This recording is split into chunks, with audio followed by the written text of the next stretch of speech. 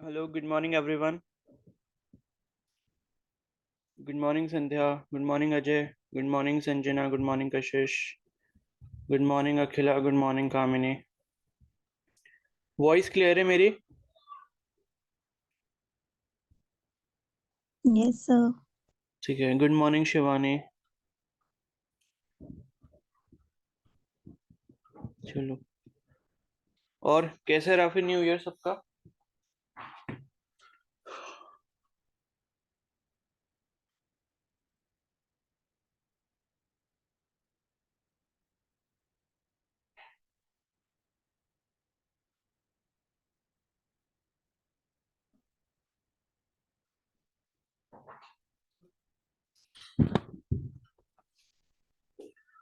Okay. और बाकियों का कैसे रहा भाई?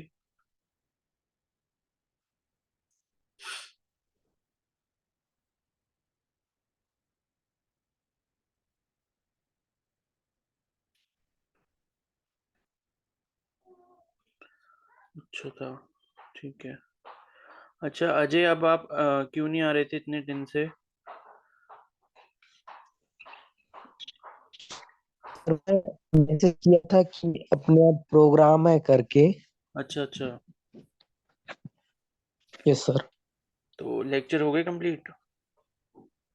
सर कुछ बचे हैं अब, रोटेशनल मोशन वाला और क्वेश्चन सोल्व करना बचा है.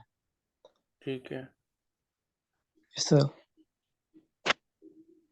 और कल जो है आपका टेस्ट होगा सभी का. तो मैं ऑलरेडी आपको बता भी चुका हूँ, लाइक लॉज ऑफ मोशन जो था ना आपका नेक्स्ट चैप्टर. तो बेसिकली जो टेस्ट होगा वो स्टार्टिंग से लेके लॉज ऑफ मोशन तक होगा. ठीक है. मतलब जो आपका बेसिक मैथ्स वाला पार्ट था वहां से रिवाइज करोगे, फिर यूनिट्स एंड मेजरमेंट, उसके बाद motion in straight line, motion in a plane, और उसके बाद फिर लॉज ऑफ मोशन. ठीक है. तो laws of motion I hope कि आपने पहले से रिवाइज करके रखा होगा, क्योंकि मैं काफी दिन से बोल रहा हूँ. तो स्टार्टिंग से लेके लॉज ऑफ मोशन तक पूरा टेस्ट है. वही कल 5:30 बजे के आसपास टाइमिंग. ठीक है. तो कल होगा टेस्ट, इसलिए मैं भी आपको बता रहा हूँ. एंड दूसरी इंपॉर्टेंट चीज़ ये है कि लाइक यूट्यूब पर आप सभी को पता होगा जो चैनल है मेरा, लाइक सरकारी हट करके. तो उस पे क्या कर रहा हूँ मैं, इंग्लिश से रिलेटेड वीडियोस अपलोड करना स्टार्ट करी है मैंने. एंड इंग्लिश का जो वोकैब वाला पार्ट है वो स्टार्ट किया है. मे बी हो सकता है आप में से किसी ने शायद देखा हो जाकर. तो वो वोकैब वाली वीडियोस प्लीज़ आप लोग भी देखो ज़रूर.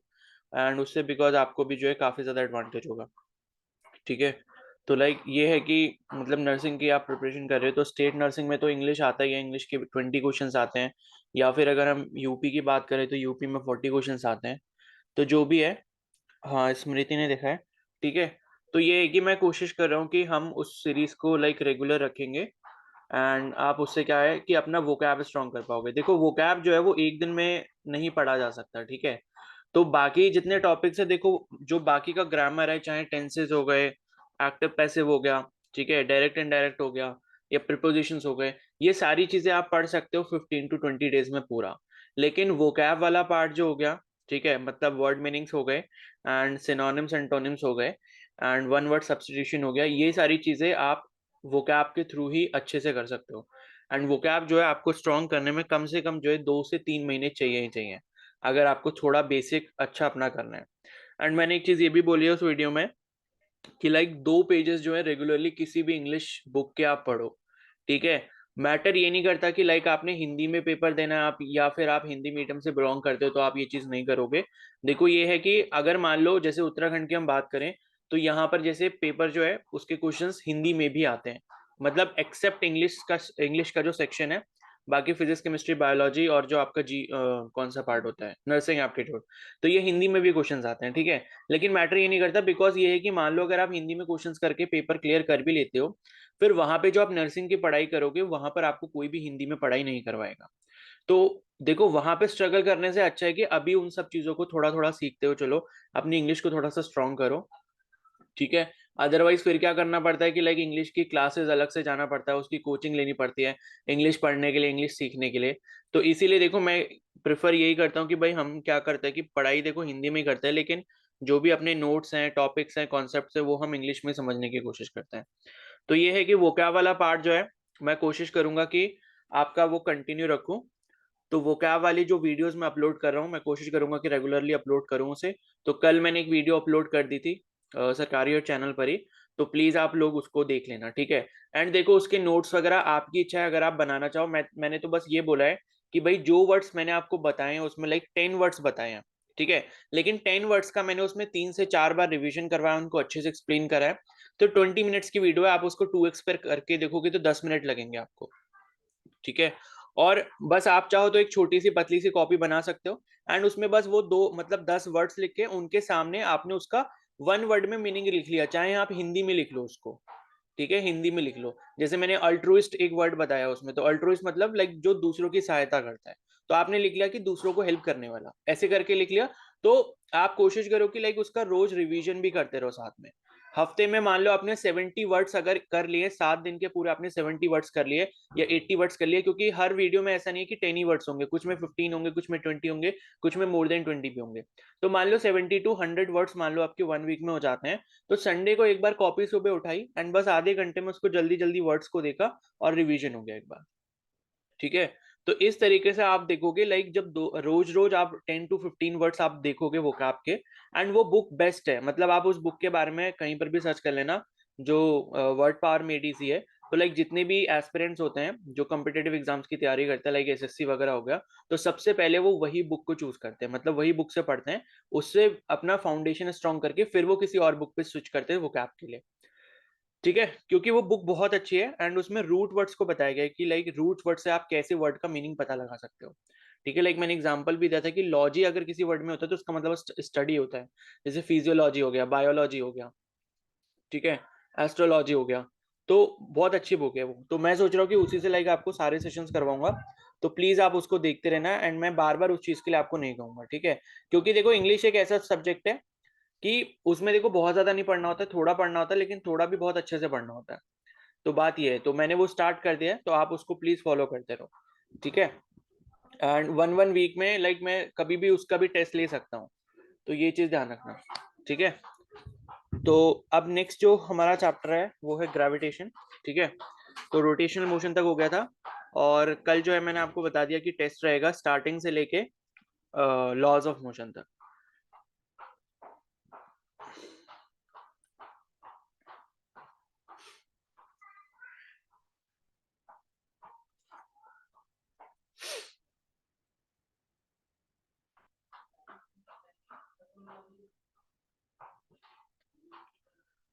चलो फिर स्टार्ट करते हैं, ठीक है। ज्यादा कुछ है नहीं इस चैप्टर में, मेन तो बस न्यूटन्स लॉ ऑफ ग्रेविटेशन ही है।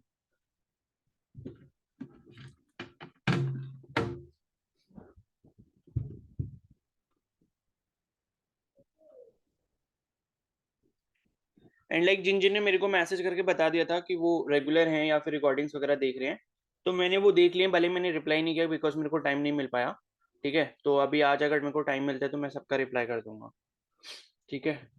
तो नेक्स्ट चैप्टर जो है वो है हमारा ग्रेविटेशन, ठीक है। इसके बारे में लाइक हम आपको पता होगा ग्रेविटेशन या फिर ग्रेविटेशनल पुल, स्मॉल जी की वैल्यू, कैपिटल जी, ये सब क्या होता है, स्टार्टिंग वाले सेकंड चैप्टर से हम ये डिस्कस करते हुए आ रहे हैं, ठीक है।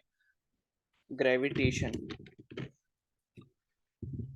तो लाइक यहाँ पर क्या है, ग्रेविटेशन का मतलब हिंदी में आपको पता होगा कि लाइक गुरुत्व आकर्षण कहते हैं इसे, ठीक है। ग्रेविटेशनल फोर्स को हम गुरुत्व आकर्षण कहते हैं। इसका मतलब ये है कि लाइक कोई भी ऐसी बॉडी है, देखो ग्रेविटेशन का मतलब सिर्फ और सिर्फ अर्थ से नहीं होता है। ग्रेविटेशन का मतलब है लाइक कहीं पर भी अगर मास अवेलेबल है, तो वो एक मास किसी दूसरे मास के ऊपर जो अट्रैक्टिव फोर्स लगाएगा, वो क्या होगा, ग्रेविटेशनल फोर्स होगा, ठीक है। तो ग्रेविटेशन जो बेसिकली है वो एक फिनोमिना है, ठीक है। It is a phenomena, it is a phenomenon of attracting another masses by a mass, ठीक है। तो लाइक ग्रेविटेशन को हम समझे तो इस एक छोटी सी लाइन से समझ सकते हैं कि लाइक ये एक तरीके का फिनोमेना है जिसमें क्या होता है कि कोई भी मास दूसरे मासेस को अट्रैक्ट करने की कोशिश करता है, उसी चीज को हम ग्रेविटेशन के अंदर पढ़ते हैं, ठीक है। तो लाइक कहीं पर भी आपको मास दिखता है, मास मतलब ये है कि मतलब कहीं पर भी कोई मैटर है, एंड मैटर क्या होता है, लाइक जो जिसके अंदर मास होता है एंड जो कुछ स्पेस ऑक्यूपाई करता है, जैसे हमने केमिस्ट्री में पढ़ा था, ठीक है। तो ये है कि अगर कहीं पर भी कोई मास अवेलेबल है एंड उसके चारों तरफ जितने भी मासेस होंगे उन सब पे वो क्या लगाएगा, अट्रैक्टिव फोर्स लगाएगा, ठीक है। जैसे मान लो आप अपने रूम में हो, तो आपके रूम में काफी सारी चीजें होंगी, आपको वॉल्स दिख रही होंगी, आपका नीचे फर्श मतलब फ्लोर है, ठीक है, और बहुत सारी चीजें होंगी, लाइक पेंसिल होगा, पेन होगा, कॉपी होगा, ठीक है, काफी सारी चीजें होंगी। तो लाइक आप क्या कर रहे हो, आप सबको ग्रेविटेशनल फोर्स से अट्रैक्ट कर रहे हो अपनी तरफ। बात ये अलग है कि वो ग्रेविटेशनल फोर्स इतना स्ट्रांग नहीं है कि वो आपको विजिबल हो, लेकिन एक्चुअली में जो है ग्रेविटेशनल फोर्स लग रहा है कहीं पर भी, अगर मास अवेलेबल है तो लग रहा है, मतलब उसका मैग्नीट्यूड बहुत कम हो सकता है, वो आपको विजिबल ना हो, लेकिन लग जरूर रहा है, ठीक है। अब क्या है कि जितना ज्यादा मास होता है उतना ज्यादा क्या होता है, ग्रेविटेशनल फोर्स होता है। तो इसी वजह से क्या है कि लाइक अर्थ इतनी बड़ी है, लाइक 6400 किलोमीटर उसकी रेडियस है, इतनी बड़ी अर्थ है। एंड सोचो मतलब मिलियंस केजी में उसका वेट है, मास है, ठीक है। मास और वेट अलग अलग है, पढ़ चुके हैं। मास का मतलब लाइक जो चीज क्वांटिटी है मैटर की, एंड वेट का मतलब क्या है कि जो फोर्स अर्थ उस पर लगा रही है, W = mg, वो वेट होता है।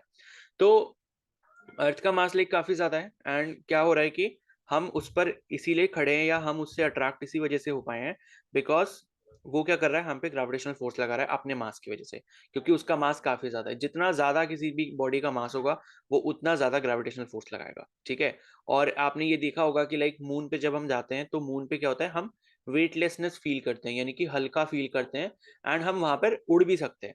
लाइक उड़ने का मतलब ये कि हम फ्लोट कर सकते हैं वहां पे, ठीक है। और यहाँ पे हम ये चीज नहीं कर सकते बिकॉज अर्थ की ग्रेविटी काफी ज्यादा है, लेकिन मून पे ग्रेविटी इसलिए ज्यादा नहीं है बिकॉज मून का जो मास है, टोटल मास जो है वो कम है, उसकी जो रेडियस है वो कम है, ठीक है। तो पहला जो यहाँ पर ग्रेविटेशन में लॉ आता है, वो मतलब सबसे पहले लाइक ग्रेविटेशन के बारे में जो बताया था, लाइक इस आइजैक न्यूटन के बारे में आप बचपन से पढ़ते आ रहे हो कि सेब ऊपर से गिरा था, एंड ऊपर से गिरने के बाद उन्होंने फिर ये पता लगाया था कि ये सेब नीचे क्यों गिर रहा है, ऊपर क्यों नहीं जा रहा है। तो वही सारी हिस्ट्री है इसके पीछे। एंड उसके बाद जो है फिर न्यूटन्स लॉ ऑफ ग्रेविटेशन आता है, ठीक है। तो Newton's law of gravitation Isaac Newton ने दिया था, एंड उन्होंने इसमें ग्रेविटेशन का रूल बताया था कि लाइक ग्रेविटेशन का क्या रूल है, क्या कैसे यहाँ पर ग्रेविटेशन में चीजें काम करती हैं, ठीक है। तो पहला मतलब यहाँ पर रूल बेसिकली क्या है, न्यूटन्स लॉ ऑफ ग्रेविटेशन। तो according to Newton's law of gravitation, everybody in the universe attracts every other body with a force which is directly proportional to the product of their mass and inversely proportional to the square of the distance between them. तो यहाँ पर basically क्या चीज है कि like जो भी gravitational force होता है, मतलब पहले हम क्या करते हैं, केस कंसिडर कर लेते हैं। मान लो मैंने क्या करा, यहाँ पर दो मासेस ले लिए, एक मास है ये m1 और एक मास है यहाँ पर m2, ठीक है। एक मास हो गया m1 एंड एक मास हो गया m2, एंड इनका जो सेंटर टू सेंटर डिस्टेंस है वो सपोज मैंने यहाँ पर ले लिया r के बराबर, ठीक है। सेंटर टू सेंटर मैंने इनका डिस्टेंस ले लिया जो कि है आपका r के बराबर। तो यहाँ पर लाइक ग्रेविटेशनल फोर्स जो लग रहा होगा, पहली चीज तो आपको ये ध्यान रखनी है कि लाइक ग्रेविटेशनल फोर्स जितना मास 1 m2 पे लगा रहा होगा मास 2 पे, उतना ही मास 2 भी m1 पे लगा रहा होगा, as per Newton's third law, ठीक है। न्यूटन थर्ड लॉ आपको पता है कि लाइक जो भी फोर्स लाइक कोई बॉडी एक दूसरी बॉडी पे लगाएगी, उतना ही फोर्स जो है उसको रिटर्न में ऑपोजिट डायरेक्शन में मिलेगा, सेम मैग्नीट्यूड में, ठीक है। तो ये चीज आपको पहले से पता है। तो मैं यहाँ पर ये लिख भी देता हूँ कि F12 = F21 होगा, लेकिन विद नेगेटिव साइन आप इसको लिख सकते हो। एंड मैं इसका जो मैग्नीट्यूड है, या फिर मतलब अगर मैं खाली मैग्नीट्यूड के टर्म्स में बात करूं तो ये मैग्नीट्यूड जो बराबर होगा, अगर डायरेक्शन के रिस्पेक्ट में बात करता हूं तो ये ऑपोजिट डायरेक्शन में होंगे। तो मैं इसको एफ जी कंसिडर कर लेता हूं, यानी कि मास 1 पे जो 2 के थ्रू ग्रेविटेशनल फोर्स लग रहा है, या फिर 2 पर जो है 1 के थ्रू फोर्स लग रहा है, उसे मैंने एफ जी मान लिया, उन दोनों का मैग्नीट्यूड। तो यहां पर जो एफ जी होता है ग्रेविटेशनल फोर्स, उसकी कंडीशन क्या होती है कि ये डायरेक्टली प्रोपोर्शनल होता है to the product of masses, यानी कि जो भी मासेस आपको दिए हुए हैं, ठीक है। यहाँ पर क्या है कि आप at a time Newton's law of gravitation में आप दो ही मासेस को कंसीडर कर सकते हो, ठीक है। जब भी आप किसी भी एक सिस्टम को कंसीडर करोगे तो एक सिस्टम में आपके दो ही मासेस को आप एक बार में ऑब्जर्व कर सकते हो या कंसीडर कर सकते हो, ठीक है। अगर मान लो तीन मासेस हैं, तो तीन मासेस के बीच में मान लो आपको मतलब ये पता लगाना है कि एक के ऊपर उन बाकी दो की वजह से कितना ग्रेविटेशनल फोर्स आ रहा है।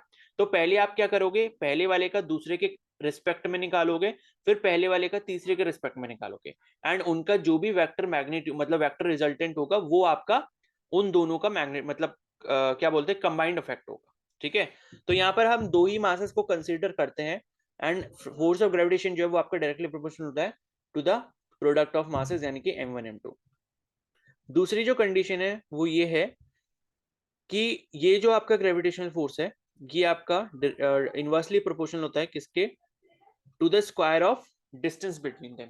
यानी कि जो दो आपको मासेस दिए हैं उनके बीच में अगर हमने r डिस्टेंस माना है तो आप ये बोल सकते हो कि भाई force of gravitation inversely proportional है आर स्क्वायर के या फिर डायरेक्टली प्रोपोर्शनल है 1/r स्क्वायर के।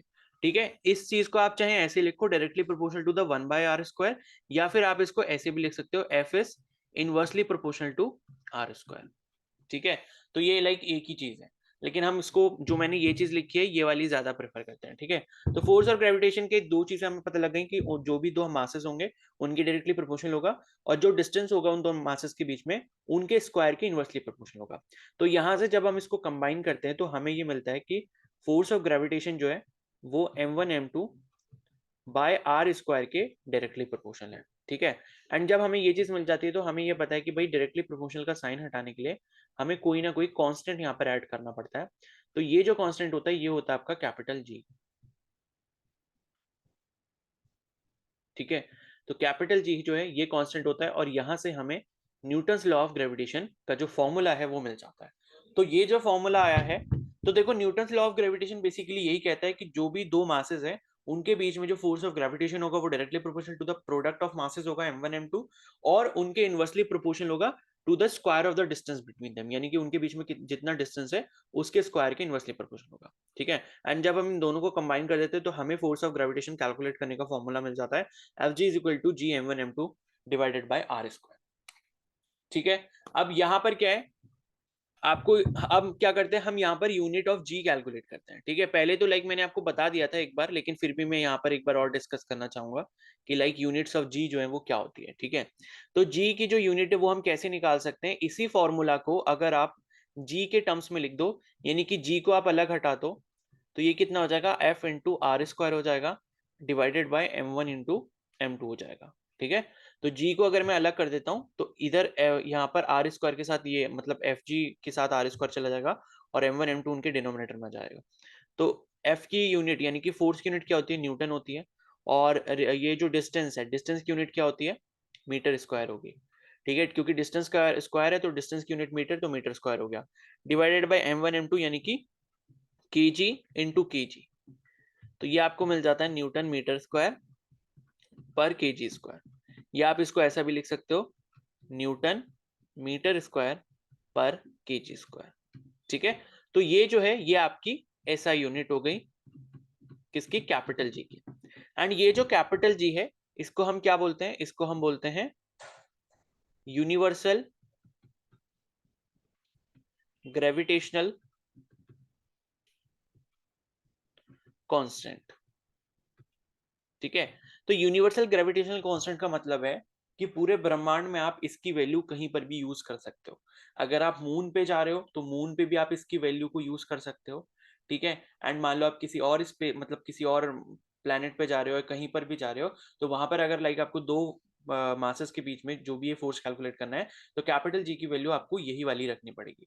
अब ये कैपिटल जी की वैल्यू कितनी आती है वो मैं आपको बता देता हूँ। तो कैपिटल जी की जो वैल्यू आती है वो एग्जैक्ट वैल्यू जो है जो कि आती है 6.67 into 10 to the power I think -11 होती है। ठीक है, 10 टू द पावर -11 यूनिट क्या हो जाएगी इसकी, न्यूटन मीटर स्क्वायर पर केजी स्क्वायर। ठीक है, तो कैपिटल जी की जो है एग्जैक्ट वैल्यू ये है जो आपको अपने फॉर्मूला में कैलकुलेशन के लिए यूज करनी पड़ती है। ठीक है, तो ये हो गई आपकी। और अगर मान लो ऐसा कभी क्वेश्चन आ जाता है कि भाई यूनिवर्सल ग्रेविटेशनल कांस्टेंट कैसी वैल्यू है, स्केलर है वेक्टर है, तो भाई स्केलर है क्योंकि इसकी कोई डायरेक्शन वगैरह नहीं है। ठीक है, ये बस दो मासेस के बीच में आपको बेसिक वो बताता है कि भाई मतलब यहाँ पर देखो इसका मतलब क्या है, ये कैपिटल जी की वैल्यू का मतलब क्या है।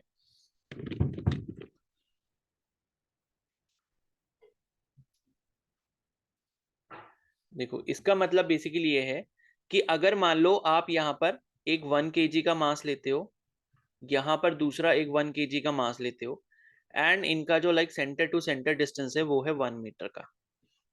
ठीक है, तो अगर मान लो आप यहाँ पर force of gravitation F G की वैल्यू अगर आप यहाँ कैलकुलेट करोगे तो कितनी मिलेगी, capital G into M one यानी कि 1 kg इंटू एम टू यानी कि 1 kg divided by R square यानी कि 1 मीटर का स्क्वायर।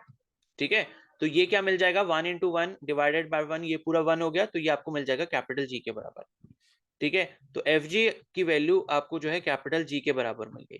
अब इसका मतलब क्या है कि भाई अगर मान लो हमारे पास दो मासेस होते हैं एंड दो मासेस जो है वो 1 1 kg ईच है एंड उनके बीच में जो डिस्टेंस ऑफ सेपरेशन है वो आपका 1 मीटर के बराबर है, तो उन दोनों के बीच में जो फोर्स ऑफ ग्रेविटेशन लग रहा होगा, यानी कि पहला वाला मास दूसरे वाले मास को जो खींच रहा होगा अपनी तरफ, या दूसरा वाला जो मास है वो पहले वाले मास को अपनी तरफ खींच रहा होगा, तो वो आपकी जो वैल्यू है वो इतनी आ जाएगी, 6.67 इंटू 10⁻⁻11 न्यूटन। ठीक है, फोर्स ऑफ ग्रेविटेशन जो है वो आपका न्यूटन आ जाएगा।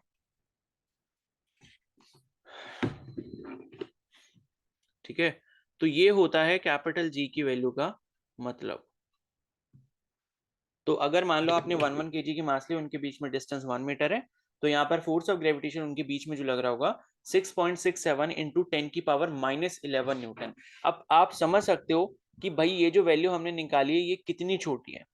6.67 इंटू 10⁻⁻11 का देखो मतलब क्या होता है, 10⁻⁻11 इज इक्वल टू कितना हो जाएगा, 6.67 इंटू, ठीक है, इंटू 1/10⁻11। ठीक है, पावर का साइन चेंज हो जाता है जब हम उसको न्यूमरेटर या डिनोमिनेटर में शिफ्ट करते हैं ऊपर नीचे, तो ऐसा हो गया। एंड उसके बाद क्या है,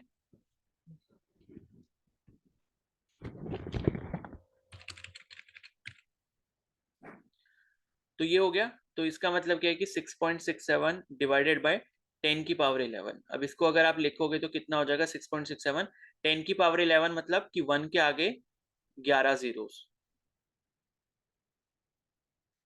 ठीक है, अब सोचो अगर आप 6.67 को इतने बड़े नंबर से डिवाइड करोगे तो कितना आएगा, यानी कि ये जो आपको डेसिमल दिख रहा है ये पीछे 11 प्लेसेस चला जाएगा, यानी कि 0.1 2 3 4 5 6 7 8 9 10 और उसके बाद 6 6 7, इतना न्यूटन।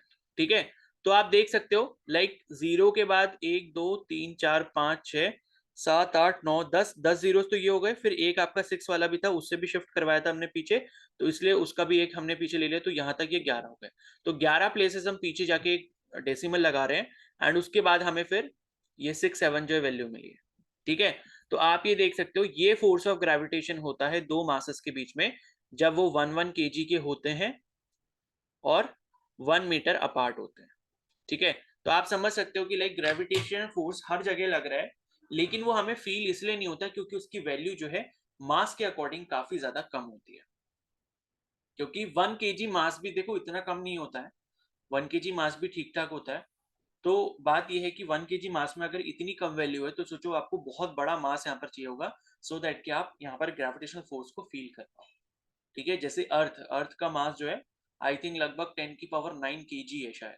ठीक है, तो उतना जब मास होता है तब आप ग्रेविटेशनल फोर्स को फील कर पाते हो अच्छे से। ठीक है, तो इतना क्लियर हो गया सभी को।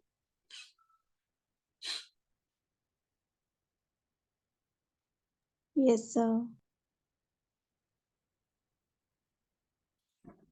और बाकी लोग जो अभी तक उठ नहीं पाए हैं, ठीक है, तो अब मेरे को आप काम यही कर दो, बस कैपिटल जी का जो है यहाँ पर डायमेंशनल फॉर्मूला एक बार निकाल के बता दो इस यूनिट से, सो दैट मेरे को पता चल जाए कि यूनिट्स एंड मेजरमेंट वाला चैप्टर अभी तक आपके दिमाग में है या कहीं और निकल चुका है। ठीक है, तो जल्दी से मेरे को ये बता दो कि इसकी जो वो होता है डायमेंशनल फॉर्मूला जो होता है एमएलटी के टर्म्स में वो क्या होगा, जल्दी से बता दो।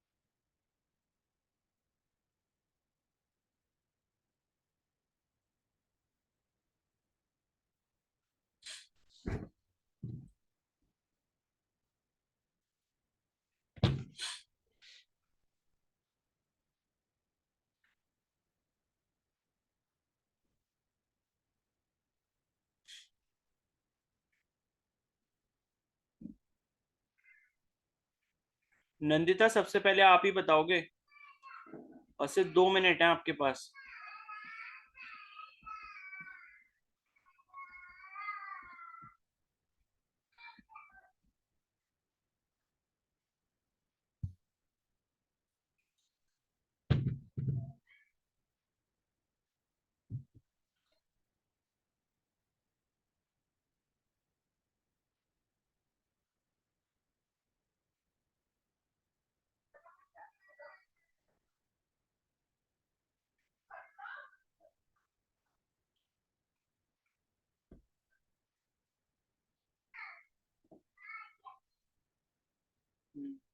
ठीक है शिवानी, कशिश,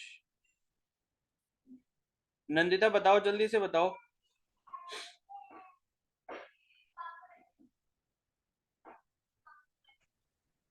सर क्या होगा? NL²। ML²? कैसे आ गया भाई ये? आपने कैसे निकाला ये बताओ।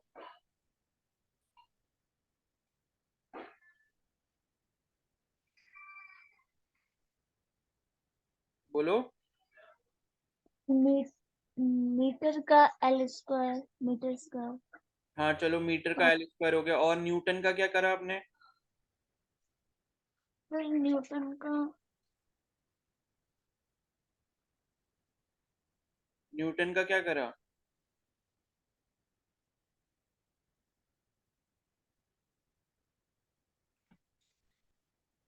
नंदिता रिवीजन क्यों नहीं कर रहे हो ये बताओ। इस साल भी आपने सर घर पे बैठना है क्या 2024 में? सर नो, प्रैक्टिकल चल रहा है और लेट हो रहा है घर पे प्रैक्टिकल आते चल रहा आते। है, ये चैप्टर मैं बताओ, यूनिट्स एंड मेजरमेंट हम लगभग, मेरे को लगता है कि 1 महीना होने वाला होगा या हो गया होगा, हम तब कर चुके हैं, तो आप रिवीजन क्यों नहीं कर रहे हो? और रिवीजन अगर नहीं भी कर रहे हो तो उस टाइम से ये सब चीजें आपने पढ़ रखी हैं, इतनी ज्यादा मैंने प्रैक्टिस करवाई थी, इतने सारे क्वेश्चंस मैंने करवाए थे इसके, फिर भी नहीं हो पा रहा है। न्यूटन को आप कैसे लिख सकते हो बेस यूनिट के टर्म्स में, ये बताओ। फोर्स का फॉर्मूला क्या होता है?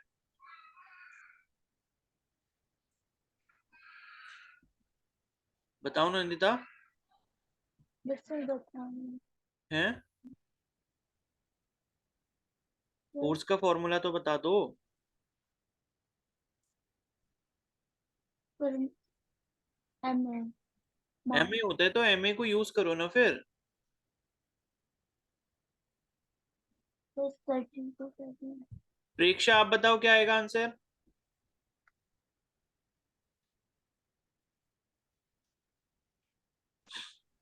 सर बताओ।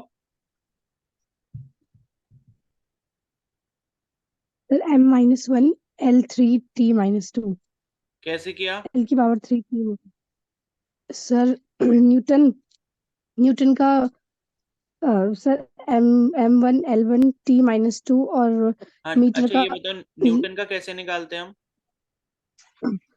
सर वो न्यूटन मास इनटू एक्सेलरेशन से। ठीक है, मास इनटू एक्सेलरेशन हो गया। एक्सेलरेशन को क्या लिखते हैं? एक्सेलरेशन की यूनिट क्या होती है?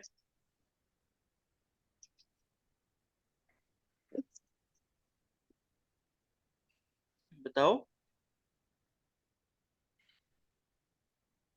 सर एक्सेलरेशन मीटर वो मीटर सेकंड स्क्वायर मीटर ऐसे सेकंड स्क्वायर निकालो। यस सर, या मीटर पर सेकंड स्क्वायर? मीटर पर सेकंड स्क्वायर। ये आंसर देख के बताया ना अभी आपने। नो सर, निकाल के कॉपी पे। कॉपी पे निकाला तो फिर जल्दी क्यों नहीं बता रहे हो मेरे को कि कैसे वो एक्सेलरेशन का क्या होता है? और अभी आप आ नहीं रहे थे ना क्लास में।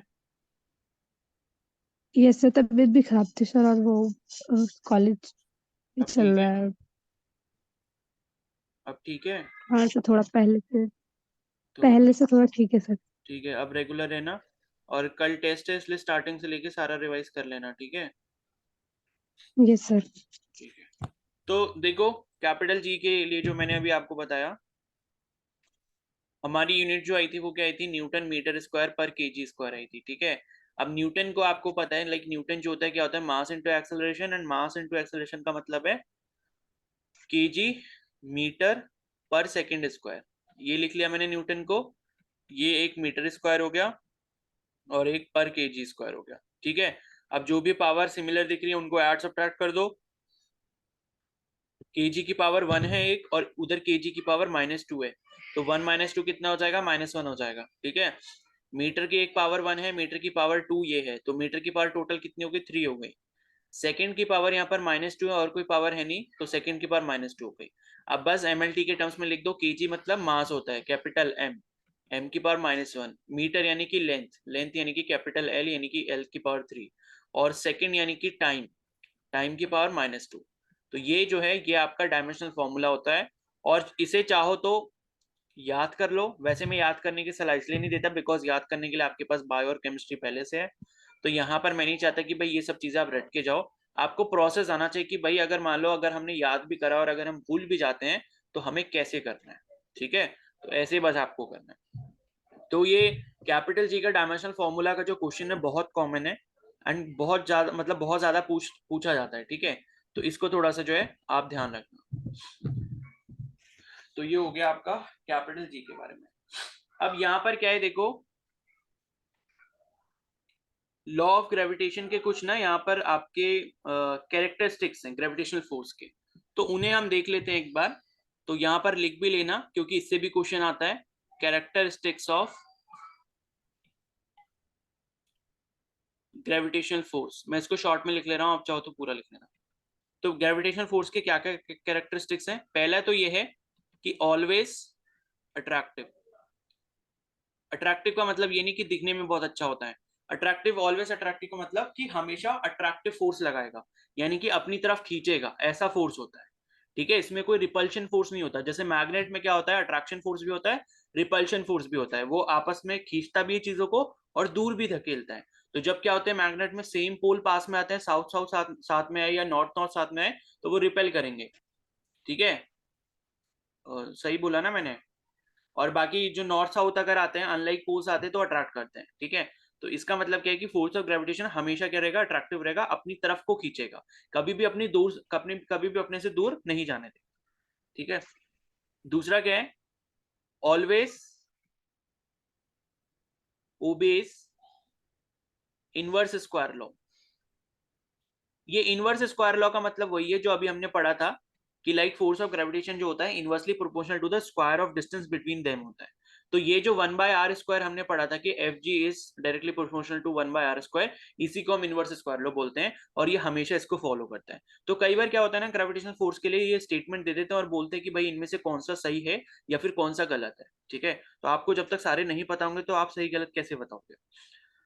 और उसके बाद है independent of intervening medium. Intervening medium का मतलब है कि भाई ये ग्रेविटेशनल फोर्स को कोई फर्क नहीं पड़ता कि दो मासेस जो रखे हैं उनके बीच में आप क्या मीडियम रखते हो, आप एयर रख रहे हो, आप कोई और गैस रख रहे हो, आप पानी रख रहे हो या कुछ और रख रहे हो, फोर्स जितना ग्रेविटेशनल फोर्स लगना है वो उतना लगेगा ही लगेगा, ठीक है। तो इंटरवीनिंग मीडियम का इंडिपेंडेंट होता है। फोर्थ जो है वो है it is independent of presence और absence ऑफ अदर बॉडीज। कहने का मतलब ये है कि भाई अगर आप दो मासेस को कंसीडर कर रहे हो ग्रेविटेशनल फोर्स के लिए, तो आसपास कितने भी मासेस हो उनसे कोई फर्क नहीं पड़ता, उन दो मासेस के बीच में ग्रेविटेशनल फोर्स जितना भी है, ठीक है। जैसे हमने मान लो दो मासेस अगर कंसीडर किए, मास 1 मास 2, तो उनके आसपास मान लो सराउंडिंग में जो भी मासेस वगैरह रखे हैं, तो उससे कोई भी फर्क नहीं पड़ेगा उन दो मासेस के बीच में जो ग्रेविटेशनल फोर्स लग रहा है, ठीक है। इस पॉइंट का मतलब ये है। और इसका जो लास्ट पॉइंट है वो है independent of nature and size of bodies. Independent of nature and size of bodies.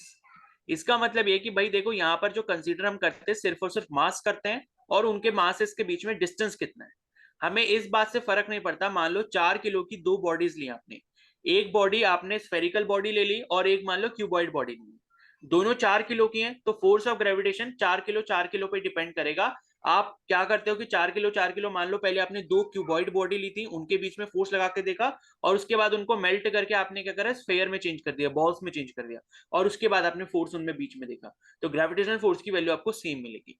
तो यहाँ पे सिर्फ और सिर्फ मास पर डिपेंड करता है और उन दोनों के बीच के डिस्टेंस पर।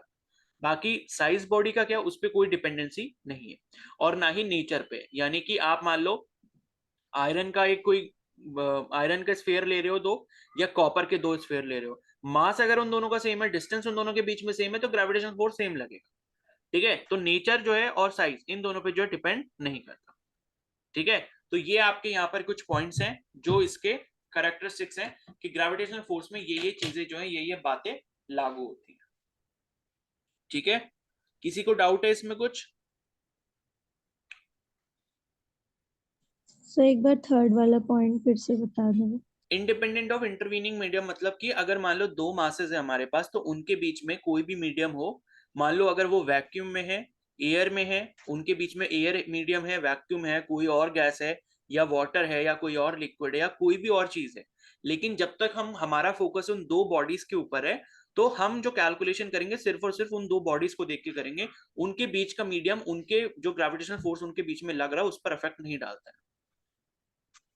ठीक है, मान लो मैं क्या करता हूं कि 2 मासेस लेता हूं, यहाँ पे मैंने यहाँ पर क्या करा कि ये 2 मासेस लिए और इसके बीच में मान लो मैंने एक छोटा सा मास यहाँ पर और रख दिया, तो लेकिन मेरे कंसीडरेशन में जो मासेस है वो m1 और m2 ये दोनों हैं, और मैं इन दोनों के बीच में r डिस्टेंस पर हम कैलकुलेट कर रहे हैं कि भाई फोर्स ऑफ ग्रेविटेशन कितना लगेगा। तो ये आपने छोटा वाला अगर मास बीच में रख भी दिया ना, तो उससे कोई फर्क नहीं पड़ने वाला। बात ये है, मतलब मीडियम के बीच में कुछ भी आ जाए तो कोई फर्क नहीं पड़ेगा।